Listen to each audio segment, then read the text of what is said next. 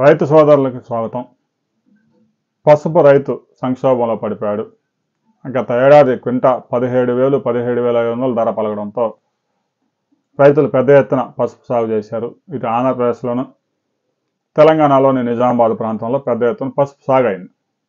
తెలంగాణలో ఇప్పటికే మార్కెట్కి వచ్చింది.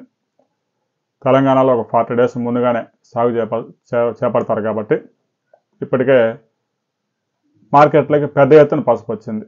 ఇక నిజామాబాద్ మార్కెట్లో క్వింటా పసుపు 10,500, 11,000 కొనుగోలు చేస్తున్నారు. ఎక్కడన్నా ఒక రైతుకి 14,000 ధర వేసి మంచి ధర రైతుకు వస్తూ ఉందని చెప్పేసి ప్రచారం చేస్తూ ఉన్నారు. అందులో నిజం లేదు. ఇప్పటికే రాజకీయాలు కూడా అక్కడ వేడెక్కాయి. టీఆర్ఎస్, ఆర్ఎస్, బీఆర్ఎస్, లిక్కర్ రాణి కవిత కూడా పసుపు రైతుల కష్టాల మీద మాట్లాడింది.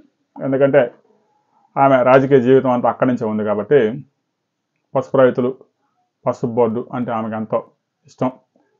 గత ఏడాది మంచి ధర దక్కినప్పుడు రాజకీయ నాయకులంతా పసుపు మార్కెట్ యార్డులోకి వచ్చి నిజామాబాద్ మార్కెట్ యార్డులో కలయి తిరిగి రైతులు భుజాల మీద చేతులేసి ధర బాగుందా, అంతా బాగున్నారు కదా, ఎకరానికి 3 లక్షలు వస్తున్నాయా లేదా అంటూ తలకాయలన్నీ ఊపిపోయారు. ఈ సంవత్సరం ధర క్వింటా సగటున 10,000 దాటడం లేదు.